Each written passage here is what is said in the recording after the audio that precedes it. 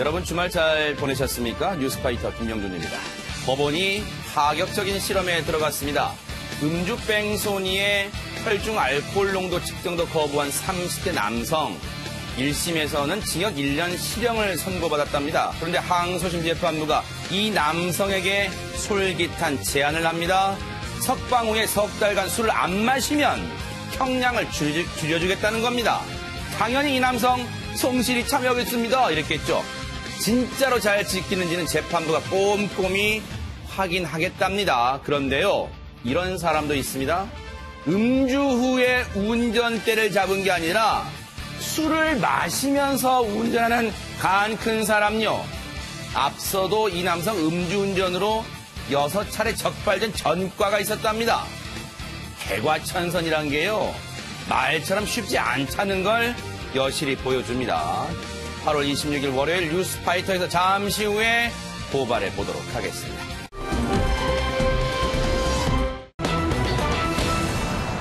여러분 운전하실 때 터널을 한두 번쯤은 지나실 거예요. 그런데 터널 지나면서 무슨 생각하시나요? 그냥 운전자를 믿고 가는 거잖아요. 앞에가 차량 운전자 믿고 가는 거잖아요. 그럼 터널 안에서 이런 일이 벌어졌다면 여러분 믿으시겠습니까? 영상 보면서 얘기를 이어가 보도록 하겠습니다.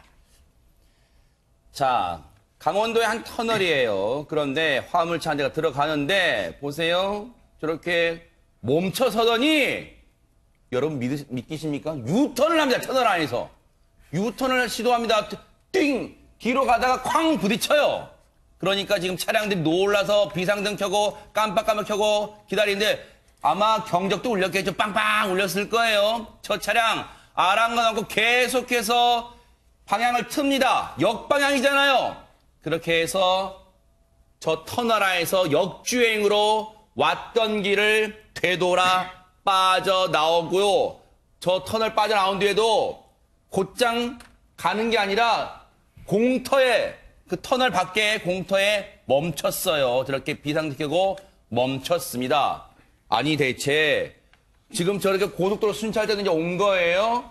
대체 무슨 일이 있었길래 저런 행동을 했을까요? 오윤성 교수님.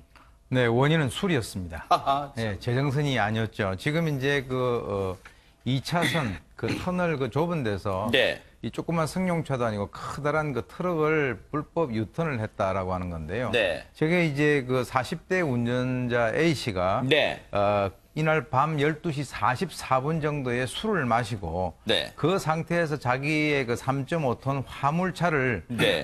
서울 양양고속도로에서 양양 방향으로 이제 운행을 하다가요. 네. 아까 보셨던 거기가 이제 그 인제 터널입니다. 아하. 예, 근데 인제 터널이 지금 이제 이게 2차로인데요. 네. 거기서 갑자기 이제 불법 유턴을 해가지고 한 3km 정도를 역주행을 했어요. 네. 역주행을 했는데 다행히 뭐 큰 사고는 없는 상태에서 저렇게 바깥으로 빠져나와서 뭐 경찰하고 이제 만나게 됩니다.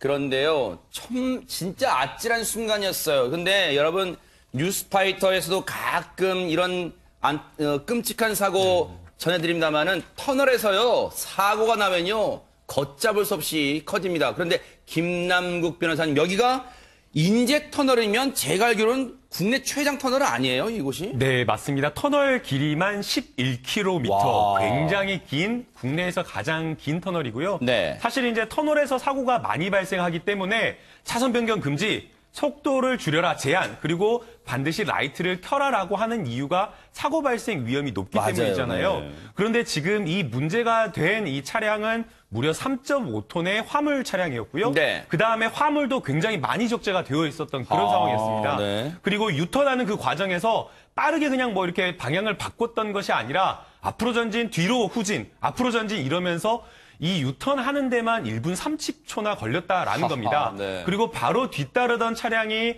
3대에서 4대가 있었는데 다행히도 뒤따르던 차량이 속도나 이런 것들이 빠르지 않아서 감속으로 해가지고 사고가 발생하지 않았던 것이지 네. 만약 정말 여기서 사고가 발생을 했다라고 한다면 2중, 3중, 4중 큰 사고가 발생할 수 있었는데 정말 천만다행이었습니다. 그러니까요.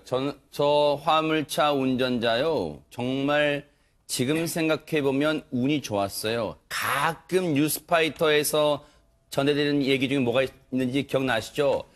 이 속도 경쟁을 하는 차량들이 있어요.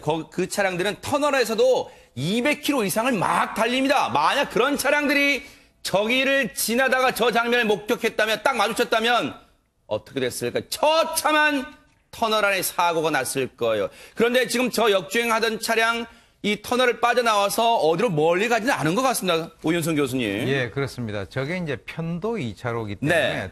지금 이제 일단 빠져나오는 데는 계속 불고 유턴을 할 수밖에 없는 그런 아, 상황이거든요. 그러네요. 그러니까 이제 아까 말씀하신 대로 차가 굉장히 빠른 속도로 왔다라고 하면 이제 대형 사고가 날 수 있는데요. 이제 본인이 이제 나중에 보면 이제 비상 깜빡이를 킨 거 보니까 나름대로 자기는 비상이라고 뭐 인식을 한 것 같긴 합니다. 네. 그런데 이제 차를 이제 공터에 주차를 해놓고 본인이 거기서 차에서 내려가지고 이제 그 근처를 서성이고 있는데 이 신고를 받고 이제 출동을 했던 그 경찰이 바로 이제 그 자리에서 이 운전자를 붙잡았습니다. 네. 그리고 이 고속도로 순찰 때 또 도로교통공단에서도 이 터널 안에 보면 여러분 아시죠? 다 CCTV가 설치되어 있는데 그 CCTV로 모니터, 상황실에서 이 모니터로 다 감지를 하고 경찰에 신고를 했었던 것 같습니다. 그래서 경찰이 도착했고 검거가 됐는데 다행히 천만다행히 검거된 거예요. 근데 강선우 평론가님 대체 이 사람 술을 먹고 운전대를 잡을 생각했다니까 정말 믿기지가 않습니다. 그러니까요. 정말 큰일 날 뻔했는데요. 터널 안에서 만약에 저 추돌 사고가 또 화재로 번졌으면 맞아요. 어땠을까 정말 상상하기조차도 그쵸. 싫습니다. 이 운전자가 서울에서 이제 강원도로 향하는 길이었는데요. 네. 가평의 한 편의점에 일단 들릅니다. 거기서 소주를 구입을 해요. 그러고 나서 이제 가던 길에 우리 휴게소 가다 보면 졸음쉼터라고 있지 않습니까? 그럼 거기 졸음쉼터에서 이제 차를 세우고 거기서 일단 술을 마십니다. 근데 거기서 또 술을 다 마시는 게 아니에요. 네. 술을 마시고 난 다음에 운전대를 잡고 고속도로 운전을 위험천만하게 시작을 하죠. 근데 가장 놀라운 사실은 술을 마시면서 네. 운전을 계속 해갔다는 거거든요. 지금 저 운전자가요, 편의점에서 샀던 이 소주가 그냥 병소주도 문제이긴 하지만 640ml짜리 페트병에 든 소주 두 병을 샀다는 거예요. 근데 저 차를 이제 운전자를 검거하고 화물차를 열어봤더니 화물차 안에 페트병, 소주병이 나뒹굴고 있었는데 한 병은 다 마셨고요. 보세요, 이 사진이에요. 나머지 한 병도 거의 반쯤 남아있었대요. 반을 마셨다는 얘기잖아요. 세상에 잡고 보니까 혈중 알코올 농도 0.186. 만만치. 저 정신으로 운전대를 잡았답니다. 김민주 변호사님, 저 사람 진짜 자기 목숨 부지하게 천만다행이에요, 진짜. 네, 이 화물차 운전자는요, 이번이 음주운전이 처음이 아니라고 합니다. 세상에. 예, 거의 상습범 수준인데요. 네. 뭐 과거에는 음주운전으로 한 6차례나 처벌된 전력이 있고요. 심지어 4차례는 교통사고 전력까지 있는 음주운전 상습범에 해당하는 사람이었습니다. 네. 예. 거의 도로교통과 관련된 죄의식이 거의 없다. 그러니까요, 맞아요. 그 중에 4번은 6차례 음주운전인데요. 4번은 교통사고, 다른 사람을 다치겠다는 거 아니에요. 그런데 최명규 원장님, 늘 말씀드리지만 음주가 이렇게까지 고치지 못한 습관이에요, 진짜? 네, 저 사람은 특히 한 3가지 정도 가능성이 있는데요. 첫 번째는 알코올 중독이 되어서 술 기운이 떨어질 때쯤 되면 불안해지고 기분이 나빠지고 도저히 일을 할 수 없는 겁니다. 네. 그러니까 하루 종일 술 기운이 떨어지면 안 돼요. 네. 그러니까 떨어질만 하면은 2-3모금 마시고, 네. 떨어질만 하면 2-3모금 마시고, 떨어질만 하면 2-3모금 마시는 거고요. 네. 그 다음은 트럭 운전자인 분들이 가장 곤란을 겪을 때가 갑자기 공황장애가 생길 때입니다. 하하. 그러면은 약을 먹고 치료를 하면 되는데 본인이 바쁘다고 스케줄이 안 되다가 보니까 네. 방법으로 알게 되는 거예요. 네. 술을 마시니까 불안한 게 낮아지는데 그러다가 보니까 본인은 언제 다시 공황 발작이 일어날지 모른다는 생각 때문에 계속 술을 마시면서 운전하다 멀어지게 되는 거고요. 아하. 마지막은 또 우울증이 있어서 그런 경우도 있습니다. 네. 안 그래도 운전이라고 하니까 참 고되고 지루한 일인데 우울증에 걸리게 되면 10배, 20배 더 지겹게 느껴집니다. 네. 그러니까 지겨울 때마다 술을 한 잔씩 마셔서 본인을 낮추는 거예요. 네. 결국은 본인은 일하기 위해서 술을 마셨다고 아마 합리화할 가능성이 매우 높습니다. 하하. 그런데 저 남성 검거가 됐는데요. 남는 의문점이 있습니다. 김남국 변호사님, 대체 왜 역주행한 거예요, 대체? 네, 맞습니다. 사실은 이게 경찰에서 입건되어가지고 수사할 텐데 경찰에서도 궁금한 점이 바로 그 점입니다. 참. 도대체 왜 역주행을 했느냐, 왜 네. 유턴을 해가지고 이렇게 긴 거리를 역주행했느냐라는 그런 부분인데요. 사실 거기에 대해서는 수사 중에 있다고 합니다. 아하. 반드시 밝혀내야 돼요. 반드시 검거했다고 끝나는 게 아니라요. 반드시 밝혀내서 다시는 이 사람이 음주로 운전대를 잡는 걸 방치해서는 안 될 거다. 이런 생각을 해봅니다. 참 아찔한 그런 상황이었습니다.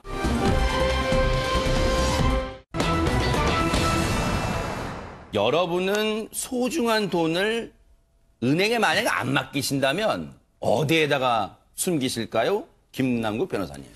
네, 사건은 반백에 가까운 70대 노 부부에게 일어났는데요. 네. 이 나란의 인생의 황혼기를 맞이한 정말 평온한 인생을 보내고 있었던 부부였습니다. 네. 이 2019년 8월 13일 얼마 되지 않은 사건인데요. 네. 점심 때 점심을 먹고 나서 이제 환기를 좀 시키기 위해서 창문을 활짝 이렇게 열어놓고 아하. 1층 창문을 열어놓고 나갔던 겁니다. 네. 아무래도 이제 노인 부부다 보니까 이 노인정을 좀 가서 친구들과 이야기를 좀 나누겠다라고 하면서 이렇게 마실 다녀오시려고 창문- 하셨군요. 네, 네. 창문을 열어놓고 그렇게 나간 상황이었는데요. 네. 한 6시쯤 되어가지고 다시 들어왔는데 네. 집안의 상태를 보자 깜짝 놀랄 수밖에 없었던 겁니다. 왜요?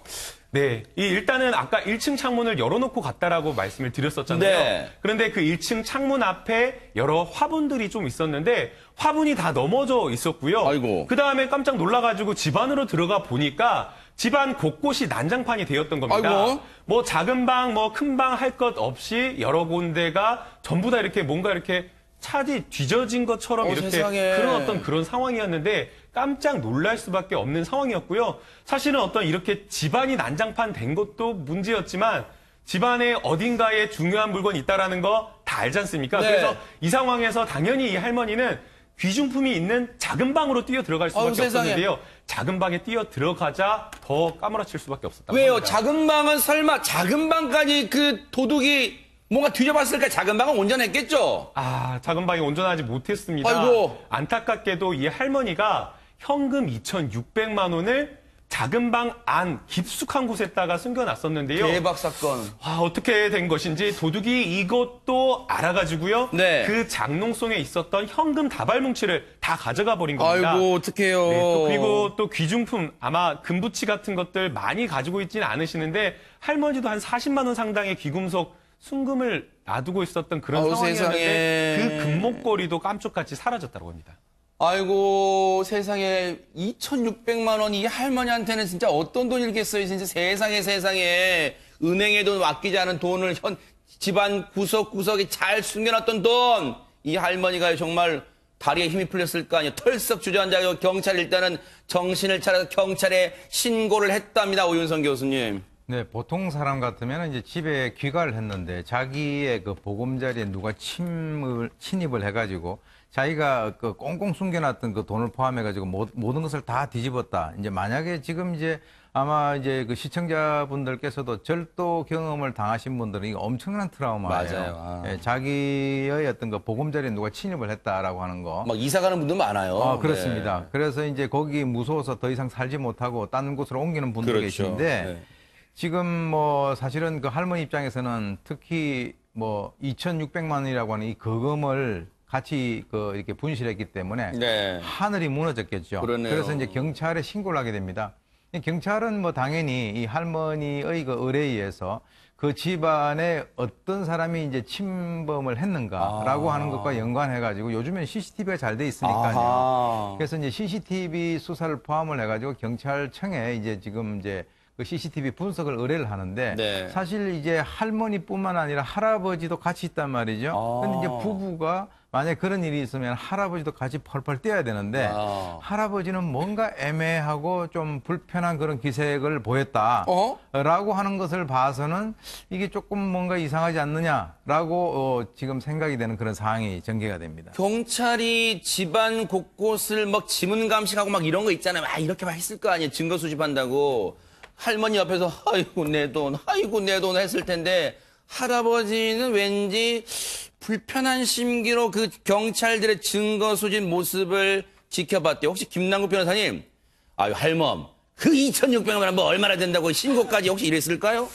이게 신고를 하고 경찰의 대처는 굉장히 빨랐습니다. 네. 증거 수집하고 CCTV 영상까지 확보를 해서 분석을 했고요. 네. 그 다음날 신고를 받고 출동한 그 다음날 비번이었다라고 하는데 강력계 형사가 다시 이 현장을 찾아가지고 할머니에게 어떻게 수사하겠다 알려주면서 굉장히 뭔가 자세하게 수사와 관련된 걸 이야기를 했는데 네. 사실은 어떻게 보면 이렇게 경찰이 적극적으로 수사에 나서면 할머니라든가 할아버지가 아주 감사하게 생각을 해야 되는데 이 할아버지 반응이 네. 오히려 깜짝 놀라는 겁니다. 어허. 그러고 나서 이 강력반 이 형사들이 왔다가 돌아오고 나서 네. 이 할아버지가 할머니를 조용히 불러가지고 잠깐 좀 이야기를 좀 하자고 한 하하, 겁니다. 네. 그래서 머뭇머뭇하면서 할아버지가 건넨 말이 바로 이겁니다. 임자 미안해 이러면서 내가 따로 갚을 돈이 있어가지고 미안하게 당신의 비상금을 내가 손대게 되었어라고 하면서 이렇게 털어놨는데 이 말 듣고 할머니 무슨 생각을 하셨을까요? 대박 사건이 이런 일이 있어. 이게 그러면 오윤성 교수님 말 그대로 자작극이란 얘기예요, 지금?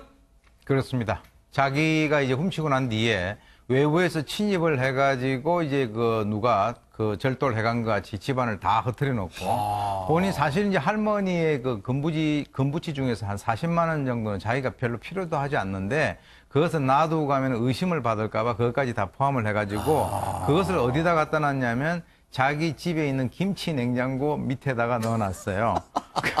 그러니까 이제 황당한 이 자작극인데 아이고, 참. 제가 볼 때는 이 할아버지가 일생일대의 가장 결정적인 실수를 한 것이 아닌가. 돌이킬 수 없는 실수예요. 세상에. 어떻게 보면은 돌아오지 못할 강을 건넜는데 이 부부와 부부 사이에 있어서는 이제 신뢰고 사실은 이제 젊은 시절에 저렇게 어떻게 실수를 하게 되면은 살아오면서 뭔가 이걸 극복할 수 있는 그런 어떤 그 시간도 있는데요. 저 정도 나이에 저런 실수를 했다라고 하는 것은 남아있는 그 인생을 네. 할머니로부터 아주 불신을 받을 수 있는 결정적인 어떤 그 행위를 했다. 그래서 앞으로 이 할아버지가 살아가실 그 길이 상당히 네. 가시밭길이 아니겠는가라는 생각이 듭니다. 이게 진짜 무슨 경우예요? 근데 이 부부가요, 앞서 우리 이제 김남국 변호사님 말씀처럼 70대 부부인데요. 반백, 그러니까 50년을 같이 해로하신 분들이래요. 50년을 같이 해로한 분들이 지금 할아버님이 이런 일을 저질렀어요. 그런데 강선우 평론가 이유는 대체 알아야 될 거 아니에요. 대체 그 할아버지는 그 돈을 왜 훔친 거래요, 대체? 지금 할머니 심정이 어떠실까 그러니까요. 좀 짐작하기도 어렵습니다. 네. 이 두 분이 이제 자식은 또 다 출가를 시키셨다고 아, 해요. 그래요? 그래서 이제 두 분만 사시는 건데 할아버지가 젊은 시절부터 원래부터 사람들이랑 어울리는 것도 좋아하시고 또 노름도 좀 손을 아이고, 댔나 봐요. 세상에. 근데 그 노름하고 이렇게 사람들이랑 어울리면서 1,000만 원 가량의 빚이 있었다고 합니다. 아이고. 그러니까 이제 할아버지 입장에서는 이 돈을 가지고 1,000만 원 빚도 좀 갚고 근데 이제 할머니한테 이야기를 하면 안 줄 가능성이 높으니까 도둑이 가져간 것처럼 아유. 그렇게 좀 꾸몄던 것 같습니다. 세상에 그 출가까지 자식들 다 건사해서 출가까지 시킨 다음에 그러면 아주 부부김실이 좋을 것 같다 생각했는데 저희가 알아봤더니요. 지금 이분들이 각방을 쓸 정도라는 거예요. 뭐 요즘 뭐 그런 말 있잖아요. 황혼이혼. 다 출가시킨 다음에 황혼이혼 한다는데 그 정도까지는 아니지만 각방을 쓸 정도니까 그렇게 부부가 살가운 사이는 아니었던 것 같아요. 그렇다고 아무리 그 할머니가 피땀 흘려 모으신 돈이었을 텐데 그걸 훔쳐요? 김민주 변호사님. 근데 일단 궁금해요. 저 거금 2,600만 원 왜 은행에 안 맡겼을까요, 이 할머니는? 네, 이 할머니는요, 장롱 속에 돈을 숨긴 이유가 기초노령연금을 타고 싶었는데 만약에 돈이 있으면 거기서 제외될까봐 이걸 장롱 속에 숨겨놨다고 합니다. 그 2,600만 원을 은행에 입금하게 되면 관공서에서 할머니 재산 많네 이렇게 할 것 같다는 거예요? 예, 근데 사실은요, 네. 이 기초노령연금이라는 건 뭐냐면은 이 나라에서 만 65세 이상인 어르신들에게 지급하는 노인수당인데요. 어허. 이거를 수급하는 이 자격이 어떤 것이냐면 소득 인정액이 어떤 선정 기준 이하여야 되는데 거기에는 어떤 금융재산이 또 포함이 된다고 합니다. 그래요? 예. 그렇기 때문에 돈이 좀 많이 있으면 사실상 기초노령연금에서 제외될 가능성이 있는 거죠. 나름대로 이 할머니의 배경 지식이 은행에 돈을 못 맡게 되는 이유가 되고 말았네요. 실제로 돈이 있으면 기초노령연금 대상에서 좀 제외될 수 있어 이렇게 한다는 거예요. 근데 그걸 어디서 들으셨나 봐요? 김남국 변호사님. 이렇게 진짜 자신의 피와 살 같은 돈인데 그걸 할아버지가 냉큼 훔쳤어요. 이 할아버지 어떤 처벌을 할 수 있습니까? 네, 처벌은 받지가 않습니다. 아, 왜요? 네, 친족 상도례라는 게 있어서요. 네. 이제 가족 간의 이런 어떤 범죄, 모든 범죄는 해당되지 않고 네. 재산 범죄가 해당되는데요. 네. 절도와 같은 이런 범죄는 처벌하지 않는다라는 그런 우리 형법상의 조항이 있기 때문에 네. 이분 같은 경우는 처벌이 되지가 않고요. 다만 네. 아까 오윤성 교수님이 말씀해 주신 대로 네. 가시밭길을 걷는다라고 했는데 이 할아버지는 경찰에 찾아가가지고 제발 저를 구속해 주세요라고 말을 할 정도로 왠지 굉장히 할머니께 이 바가지를 긁게 될 것 같습니다. 친족 상도례가 이런 거예요. 세상 친족 간의 범행과 고소는 배우자 등 가까운 친족에 한해 형을 면제한다. 그럼 이거 악용될 수도 있을 거라는 생각도 해보는데, 근데 최명기 원장님, 할아버지는 대체 뭘 믿고 그 1,000만 원 빚을 질 때까지 노름에 푹 빠져 있었던 거예요, 대체? 일단 할아버지는 이 돈이 다 우리 할머니의 돈이라고 생각하지 않았을 겁니다. 할머니가 현금으로 갖고 있긴 하지만 본인들은 부부 공동체이기 때문에 저 돈은 내가 쓸 이럴 때만 권리- 공동체. 네, 쓸 권리가 있다고 생각했을 거고요. 네. 본인이 빚을 지게 된 이유도 본인이 노름을 하거나 많이 써서 빚을 진 게 아니라 네. 할머니가 너무 경제권을 쥐어틀고 자신한테 필요한 돈을 주지 않았기 때문에 자신이 사회생활을 하면서 어떻게든지 어쩔 수 없이 빚을 졌다고 아마 생각할 가능성이 높습니다. 하하. 근데 김민주 변호사님, 제가 이 가정을 진짜 완전히 풍비박산 내려고 하는 의도는 아닙니다만, 사실 이 일이 일어나기 전에도 이 할아버지 할머니는 각방을 쓸 정도로 사이가 틀어졌다면 지금 이 일로 더 멀어질 텐데, 혹시라도 할머님이 이참에 이 영감하고 이혼해야겠다라고 한다면 이혼할 수 있나요? 어떻습니까? 네, 그 사례를 보면요. 네. 이제 할아버지가 계속적으로 이제 도박을 해 왔었잖아요. 이렇게 이제 상습적으로 도박을 해서 가정 경제를 심각하게 파탄된 경우에는 할머니가 만약에 결심을 하면 이혼은 가능한 것으로 그런 것들. 이혼 사유는 충분한가요? 예, 그렇습니다. 근데 지금까지 할머니가 용서를 했기 때문에 그것 가지고 세상에. 이게 파탄이 날 것 같지는 않으니까 할아버지 앞으로도 조심해서 네. 할머니와 오붓하게 사셔야 될 것 같습니다. 그러니까요. 진짜 천사표 할머니인 것 같고요. 할아버지 진짜 앞으로 밥 진짜 제대로 얻어 드시려면요. 지금부터 열심히 진짜 충성을 다하겠다는 이런 생각도 해봅니다. 진짜 반성하기 바라겠습니다.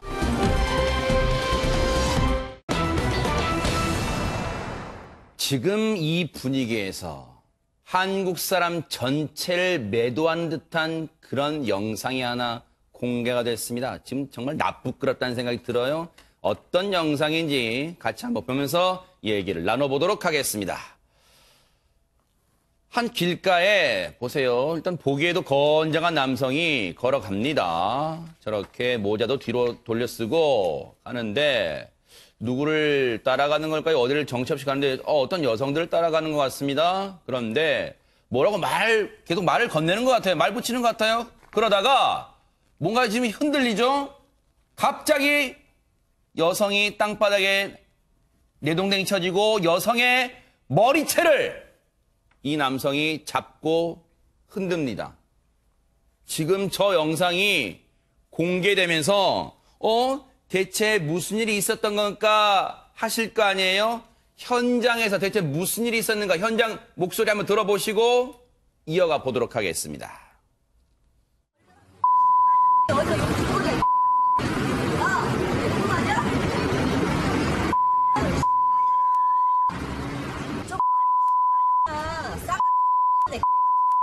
내가 뭐 했어? 너 한국어 어디서 배웠냐? 한국어 어디서 배웠어? 지금 뭔가 갈피를 못 잡을 상황이잖아요. 대체 무슨 일이 있었던 겁니까? 강선우 평론가님. 지금 보시는 화면이 23일 오전에 있었던 일입니다. 그 홍대 근처인데요. 그 우리 홍대가 외국인들이 많이 관광하는 그런 그 관광 명소 중에 한 군데지 네네. 않습니까? 보셨던 저 남성은 한국인 남성인데 33세로 알려졌습니다. 근데 보시다시피 앞에 여성들이 6명 정도 있는데 계속 뒤따라가면서 욕을 하고 그리고 비하 발언을 계속해서 해요. 네. 그러더니 갑자기 저 중에 여성 한 명의 머리채를 잡는 그런 모습이 보였죠. 네. 근데 그 알고 보니까 이 6명의 여성들은 우리나라에 여행으로 관광으로 온 일본인 여성들이었다고 합니다. 아, 일본 여성들이었어요. 그래서 저 남성이 여러분 아까 보셨죠? 저희가 정상적으로 이 자막 처리를 못할 정도로 삐 계속 삐 처리해야 될 정도로 욕설 정말 방송으로 전해드릴 수 없는 그 욕설이 난무한 채로 여성들의 말을 건넸고 그래서 한국어 어디서 배웠냐? 지금 이런 얘기를 저 남성이 했던 것 같은데 알고 봤더니 일본에서 관광 온 여성들이라는 거예요. 근데 오윤성 교수님, 도대체 왜 저런 짓을 한 거예요, 일본 여성들한테? 저 때가 이제 23일 오전 아닙니까? 네. 오전인데 저 남성이 이제 술에 취해가지고 술 냄새를 풍기면서 아하. 지금 이제 지나가던 그 일본인 그 여성 관광객들에게 그 어줍잖은 그 일본어를 쓰면서 뭐 같이 놀자 뭐 이런 식으로 이제 접근을 했던 모양이에요. 아하. 그러니까 얼마나 무섭습니까? 저거는 네. 뭐 일본 여성이건 한국 여성이건 구분 없이 저런 이제 대낮에 저렇게 네. 따라오니까 네. 그러니까 무시했다는 거죠. 하하. 그 사람을. 네. 그러니까 이제 아예 쳐다보지 않고 쭉 가니까 아 자기를 굉장히 무시하는구나 네. 이렇게 생각을 하고 욕설을 하고 이제 차별적인 그런 그 발언 네. 그런 것을 이제 하고 이제 시비가 붙었지 않았겠습니까? 네. 왜 그러냐면 저희 여성들 같은 경우가 이제 한국어를 조금 이제 배워서 네. 뭐라고 얘기를 하니까 조금 전에 나왔지 않습니까? 너 한국어 어디서 배웠냐 네. 이런 식으로 그렇게 해가지고 결국은 이제 그 저 여성 한 사람 여성의 머리채를 갖다가 잡아 당기고 네. 급기야는 이제 폭행을 하는 그런 상황까지 됐는데 네. 지금 우리나라 사람들도 그 일본에 살고 그 교포들도 많고 한데 말이죠. 저렇게 하는 저런 한 사람이 우리나라의 어떤 그 국격을 떨어뜨리고 또 저 사실은 이 한일 관계가 지금 이제 상당히 뭐 이렇게 좀 껄끄럽지 않습니까? 네. 그런 상황에서 저런 행동을 하는 사람들이 있기 때문에 어떻게 보면 만약에 우리나라 그 관광객들이 일본에 가서 혐한하는 사람들로부터 폭행을 당하는 거하고 똑같은 상황이기 맞아요, 때문에 맞아요. 정말 아까 말씀하신 대로 부끄럽게 짝이 없습니다. 맞아요. 아니, 자기가 일본말로 몇 마디 건넸는데 뭔가 제대로 대응 안 한다고 이렇게 행동을 해요? 이게 다 최명규 원장님, 이게 술 때문이에요, 술 때문. 23일 오전 5시에는 저 때가. 그러니까 술을 마시면서 본인에 대해서 본인이 얼마나 그 무섭게 보일 수 있는지, 본인이 얼마나 여성의 입장에서 어떻게 보이는지에 대한 감각을 일단 잃었어요. 네. 그런데 만약에 저런 남성이 아니라 진짜 멋있고 잘생긴 남성이 매너 있게 얘기했다 그러면 아마 대답했을 거예요. 그러면서 뒤를 따라가면서 계속 욕을 했을 때는 저 일본 여성들이 한국말을 모른다고 생각하고 막 욕을 갖다 했었던 부분이 있었다고 생각해요. 그런데 한국말을 한다는 거 알았으니까 자기가 하는 말을 다 알아들으면서 나를 일부러 모른 척했다는 것 때문에 또 화가 났을 거고요. 네. 하필 또 저 남성이 저 옆을 갖다 한국 여성도 지나고 일본 여성도 지났을 때 일본 여성한테 저런 행동을 했던 걸 보면은 네. 뭔가 한국 여성들을 갖다 대했을 때 본인이 매력이 없고 부적절하다는 걸 알았을 수 있어요. 네. 그런 남성 중에서는 외국 여성에 대해서 이렇게 환상을 가지는 경우가 있거든요. 네. 그러다가 보니까 그 모든 게 깨어지게 되는 거고 사진을 찍고 녹음을 하면서부터는 본인도 두려워지기 시작했거든요. 네. 그러니까 그거를 갖다 즉시 멈춰야 된다고 생각하면서 공격적인 행동이 더 심하게 된 거죠. 아하. 저 일본 여성 측 일행은 모두 6명이었기 때문에 그 여성들이 아마 위협감을 느꼈었겠죠. 그러니까 영상 촬영을 했던 것 같아요. 그런데 이 영상이요. SNS에 공개되면서 일파만파 번졌는데 강선우 평론가님, 뭐 요즘 시대에 당연히 일본에 있는 사람도 이 영상 봤겠죠? 당연합니다. 그래서 저 6명 중 1명이 이제 SNS에 영상을 게시하게 되는데요. 그 뭐 한국인이 우리를 폭행하고 그리고 뭐 욕설도 썼다 이런 글까지 이제 씁니다. 그리고 나서 덧붙이는 말이 이제 한국의 치안이 안전하지가 않다. 저 일본 여성 입장에서는 당연히 그렇게 그러겠죠. 느끼지 않았겠습니까? 근데 더 큰 문제는 이제 이 영상을 게재하고 나서 일본 매체들, 그러니까 요미우리 신문, 교도통신, 산케이 등이 일제히 보도를 합니다. 한국 남성이 서울에서 일본 여성에게 욕설을 퍼붓고 머리를 잡았다라는 제목의 기사를 보도를 합니다. 기사까지 나와버렸어요? 네, 그러자 이제 일본 네티즌들도 들끓기 시작을 한 거죠. 네. 그리고 지금 이 시기에 한국 여행을 가서는 안 된다. 일본 여성을 대상으로 여행 위험 권고를 내야 된다. 지금 이런 여론까지 확산되고 있는 그런 상황입니다. 참 이거 난리 났네요. 진짜 난리 났어 지금. 이제 논란이 거세지니까 이제 이 사람에 대해서 경찰이 불렀어요. 뭐 신원은 파악했으니까요. 이 기자들의 질문에 뭐라고 대답했는지 한번 들어보시고 이어가 보도록 하겠습니다. 한 말씀만 반일 감정 때문에 그러신 건가요? 그런 거 없습니다. 죄송합니다. 네. 폭행하신 건 인정하시는 거예요? 저 폭행한 적 없습니다. 정말로. 폭행한 적 없으시다고요? 피해자분들한테 하실 말씀 없으세요? 그거 좀 조작된 거고요. 네. 저 폭행 한 적 없어요. 죄송합니다. 그럼 오늘 가서는 어떤 말씀 하신 거예요? 죄송한데 좀 지나갈게요. 죄송합니다. 몇 가지 뭐 말이 안 되는 주장을 몇 개 했는데요. 일단 짚어보고 이어가 보도록 할게요. 먼저 오윤성 교수님, 이 사람이 사진이 찍혔다. 피해자한테 하실 말씀이 있냐 했더니 그게 조작된 거라고 난데없이 얘기합니다. 뭐 통상 이제 끝까지 비겁한 그 스탠스를 유지를 하는 거죠. 자기는 저 어떻게 보면 저런 사람 한 명이 네. 어때 일본 언론에 그 빌미를 준 거죠. 아. 예, 그러니까 한국에 관광을 가면 안 된다라고 하는 것을 본인 스스로가 저렇게 보였으면 저것은 사실 우리가 이제 그 감싸면 안 됩니다. 제가 볼 때는 저 사람을 어떻게 외교적인 그런 측면에서는 좀 그 무리하더라도 저것은 제가 볼 때 구속을 시켰어야 된다라고 저는 생각을 합니다. 네네. 그리고 이제 지금 보면은 폭행한 거 인정하냐 했더니 폭행한 적 없다라고 합니다. 네. 왜 그러냐면 그쪽에서 지금 여성의 머리채를 잡아서 이렇게 당기는 그런 행위가 그 네. 자체가 폭행 아닙니까? 아하. 그런데 저 사람은 지금 전혀 개념이 없고요. 네. 그리고 이제 사진 찍었는데 그것이 또 조작됐다라고 해요. 네. 근데 지금 경찰에서는 이 피해자가 제출한 영상과 근처에 있는 그 CCTV를 전부 다 종합을 해봤을 때 그 일본 관광객으로 온 그 여성들이 여기에서 지금 뭐 저 사진이라든가 동영상을 조작을 하기 위해서 어디에 편집을 의뢰를 했겠습니까? 그러니까 결국은 정말 참 그 비겁하고 네. 그리고 저런 그 경솔한 행동으로 인해서 우리 그 나라에 결과적으로는 상당히 부정적 영향을 갖다 그러니까요. 미치는 그런 한 사람의 그 비겁한 모습을 지금 보고 있습니다.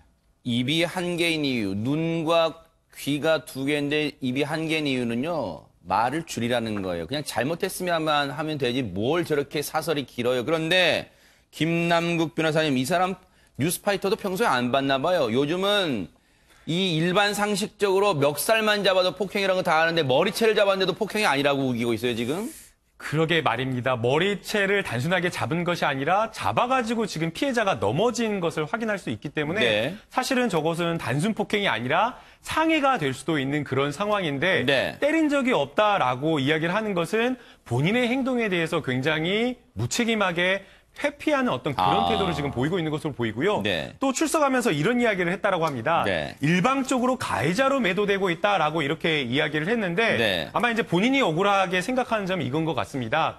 일본어에 굉장히 관심이 많아가지고 독학을 할 정도로 본인이 일본어를 열심히 공부를 했고 네. 그래서 이제 관심이 있어가지고 이제 말을 걸었던 거였는데 네. 오히려 일본 여성들이 자기에게 거울이나 보라라고 이야기를 하면서 굉장히 모멸적인 욕설을 하고 일본어로도 욕을 했다라는 그런 이야기를 하는 겁니다. 네. 그러니까 일정 부분 피해자들에게 뭔가 원인 유발하는 것처럼 지금 이야기를 하고 있는데 그러나 이 폭행이나 이런 어떤 상해 원인에 대해서 책임을 묻지 않고 당연히 이건 처벌될 수밖에 없는 거고요. 네. 그리고 지금 이게 피해 여성들이 본인에게 막 뭐라고 했다라고 하는데 그 상황을 객관적으로 한번 생각을 해보십시오. 새벽 5시에 모르는 건장한 남성이 와가지고 그것도 이상한 일본말로 이야기를 걸면서 여성들에게 다가왔다라고 하면 여성들이 그 느끼는 그 감정은 친절함, 호감으로 다가오는 것이 아니라 네. 무섭게 느낄 수밖에 없으니까 당연히 도망가고 네. 체증을 하기 위해서 영상을 찍을 수밖에 없는데 네. 그 녹음을 했다라는 거에 대해서 막 화를 낸다는 거 네. 이해할 수 없다라고 저는 생각이 듭니다. 이 사람은 참 이상한 생각을 한 것 같아요. 일본 여성분들이 할 말 했네요. 보세요. 야, 거울 좀 보고 와. 이게 진짜로 이제 그 여성분들이 했는지는 이 남자의 주장이에요. 그 말을 했는지 모르겠습니다. 만약 했다 쳐도요. 보세요. 새벽 5시까지 술 먹고 이렇게 길거리 걸어가면서 일본 여성한테 말 걸 정도면 그게 제정신이겠습니까? 그리고 얼굴에 때국물 다 끼었을 거 아니에요. 그러니까 거울 좀 보고 와, 세수 좀 하란 얘기예요. 그거 뭐 당연한 얘기 한 거 아니야. 야, 거울 좀 보고 와, 세수 좀 해, 때국물 좀 찍고 와 라고 했을 거 아니에요. 자기 자신을 돌아봐야지. 왜 그걸 폭해요? 그 어줍지 않게 몇 마디 배운 일본어 좀 써먹으려다가 대꾸 안 한다고 이렇게 해요? 어디서 이런 나라 망신도 이런 X망신을 시키고 있어요. 그런데 김민주 변호사님, 일단 경찰은 이 사건을 어떻게 판단할까요? 네, 양측의 입장이 약간 팽팽한 상황인데요. 일본 여성들은 이 가해 남성으로부터 욕설을 듣고 폭행을 당했다 이렇게 얘기를 하고 있고 가해 남성은 폭행을 한 적이 없다 이렇게 얘기를 하고 있잖아요. 근데 우리나라에서는 이 폭행에 대해서 사람의 신체에 대한 어떤 유형력의 행사로 보는데 그 범위가 굉장히 넓어요. 그렇기 때문에 뭐 판례에 따르면은 뭐 침을 뱉는다든지 아니면은 뭐 물잔에 뭐 물을 채워서 얼굴에 붓는다든지, 근데 뭐 이런 행위들이 다 폭력에 해당하기 때문에 이 일본 여성의 머리채를 잡은 행동 당연히 폭행죄에 해당하고요. 네. 이 길거리에서 여성에게 욕설을 했잖아요. 그것도 공연성도 다 인정이 돼서 사실 모욕죄에도 해당할 수 있는 그런 사안입니다. 네. 이 본인도 이제 좀 술이 깨고 정신이 들어섰을 때 인터뷰했는지 모르겠지만요. 한 인터뷰 내용에 그렇게 했더라고요.